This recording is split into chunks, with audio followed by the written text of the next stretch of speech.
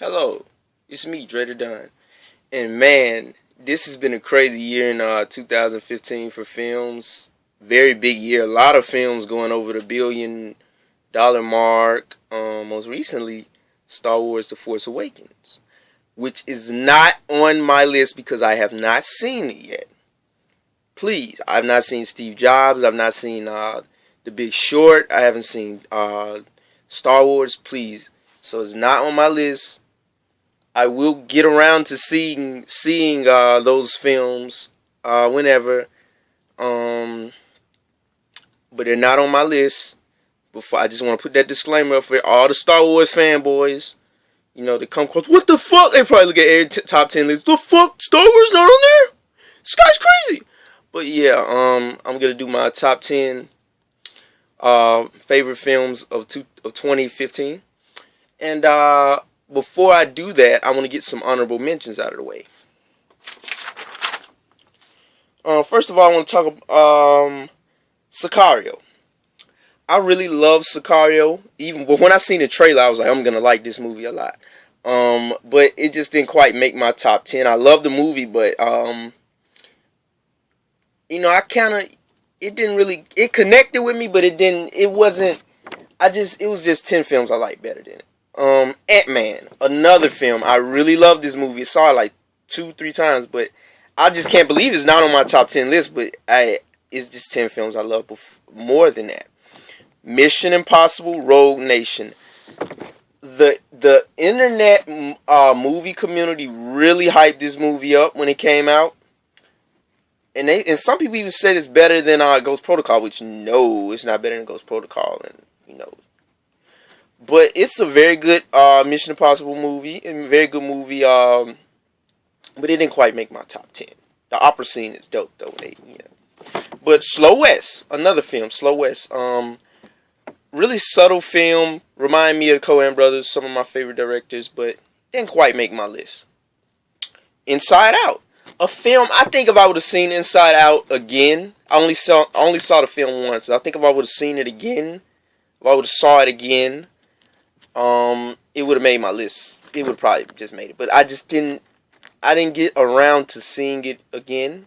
I took my niece to go see it. She distracted me a little bit.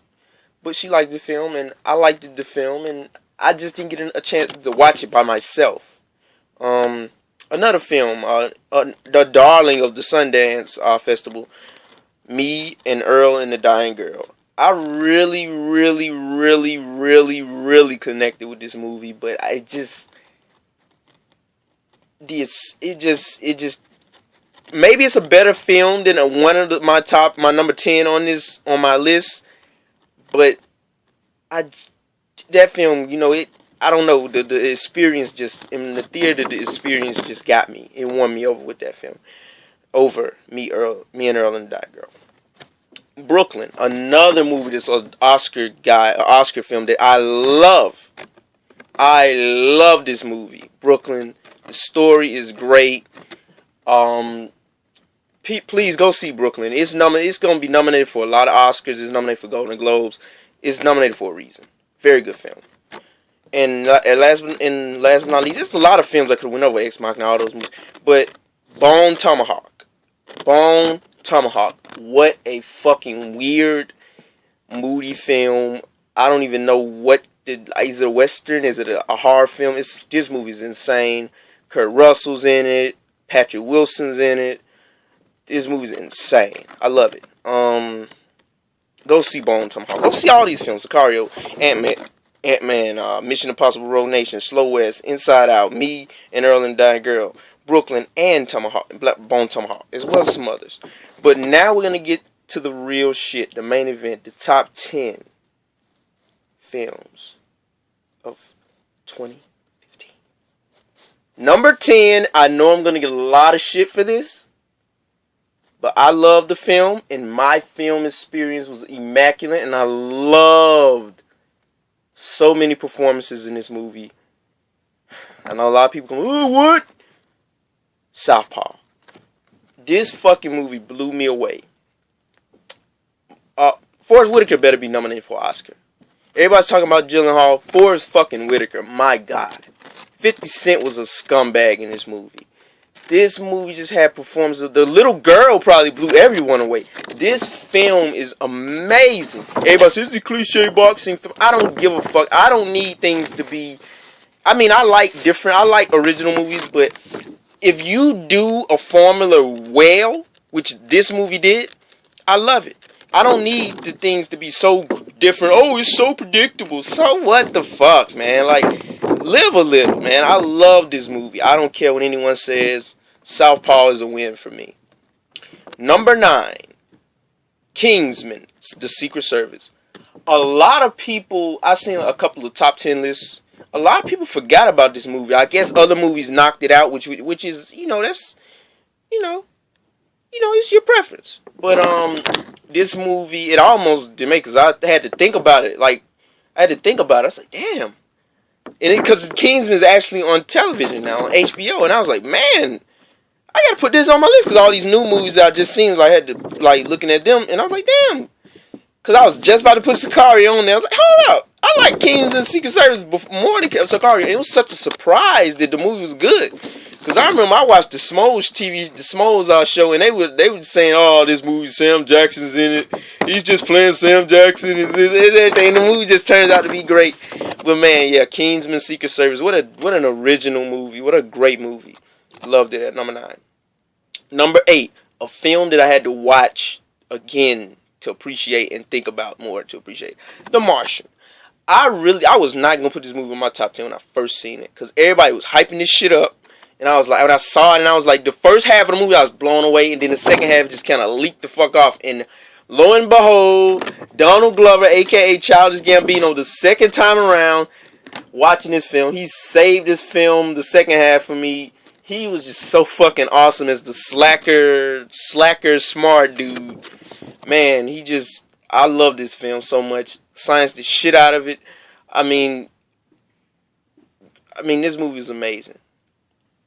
Okay. Number 7, a film that another surprise, much like Kingsman, Secret Service, The Gift. Joel Edgerton, a great actor. Well, a good actor. I'm not gonna say great. A very good actor. His directorial and writing debut. The Gift. Everybody thought this movie was gonna be shit, and it turned out to be a gem. This movie is so creepy, but it makes you think. And where you think this movie is going, oh, this is just gonna be a high budget Lifetime movie. No, it turns around on you, and it's just so good at what it does. And it makes you think. Don't bully kids in high school. They might come back and fuck your wife. I just gave the fucking movie away. Damn. Okay. Number 6. Another surprise. This list is just full of surprises. Straight Outta Compton. I thought this was going to be a fuck up. Like Notorious. Well, Notorious wasn't a terrible movie, but it kind of... Notorious, it had a lot of people not feeling easy about it. This movie when I saw it the first time, it just blew me away. And I knew I was watching one of my favorite movies of this year when I seen it. Ice Cube's son is he's Ice Cube. Like, when in this film, he's Ice Cube. He acts just like him. Like, it's amazing. The guy who played Eazy-E was amazing. I love NWA. Even being a young buck, I'm back. I like their music. I really love their second album, their last album, Niggas for Life. What a crazy album. The guy who plays Suge Knight was like intimidating as fuck, and Suge Knight is intimidating as fuck. So, I mean, come on, like, this movie was just it was accurate, but it still had its flaws, but it was a great film, and I loved it. Number 5, another film that just pulls at your fucking heartstrings, Room. Wow, wow, wow, wow, wow. Brie Larson for the Oscar. Let's go. This film fucking murdered me. The first hour of this film is so entertaining, and it's set in one room. And oh my god, this film, you have to see this film. It's just so good. It's one of those, and people say Oscar film. No, that damn Spotlight is an Oscar film. That boring ass movie, everybody hyping up. Spotlight still, I ain't gonna talk about Spotlight. But, Room, man. This is the movie you want to see.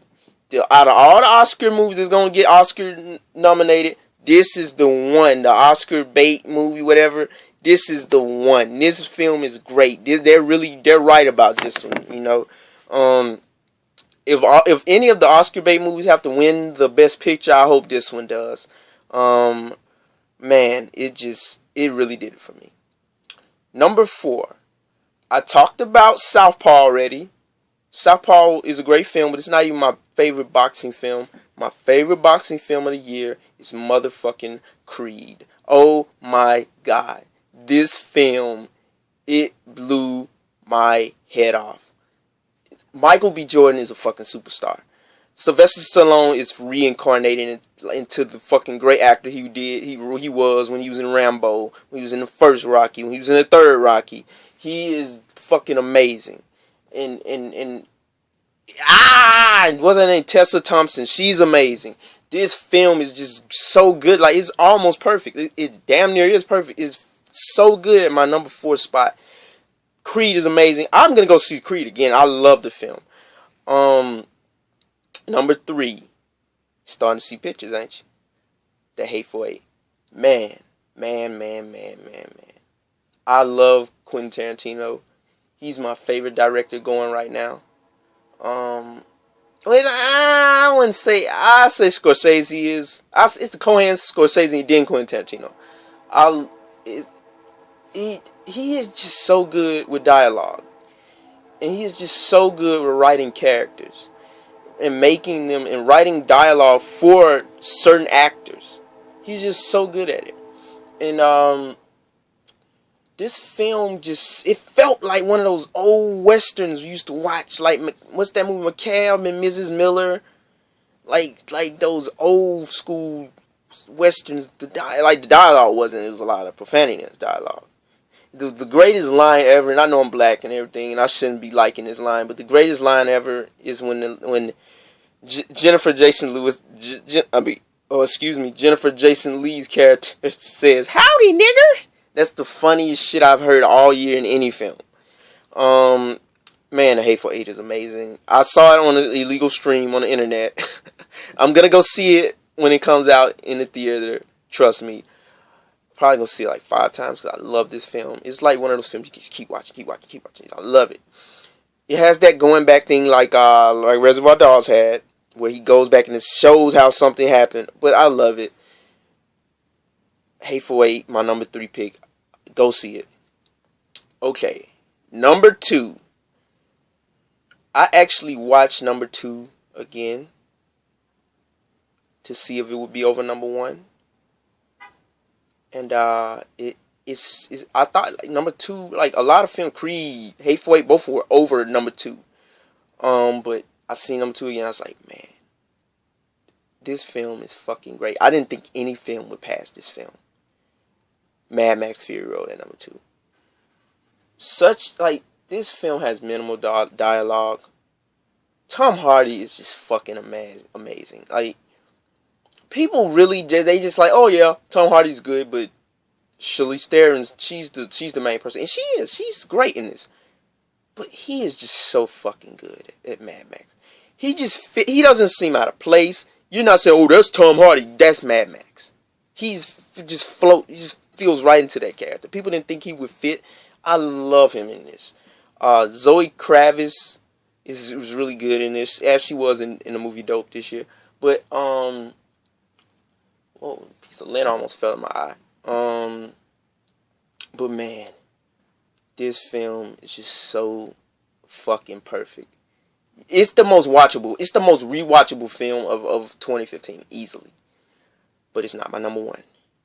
My number 1 film, the best film of 2015, is The Revenant.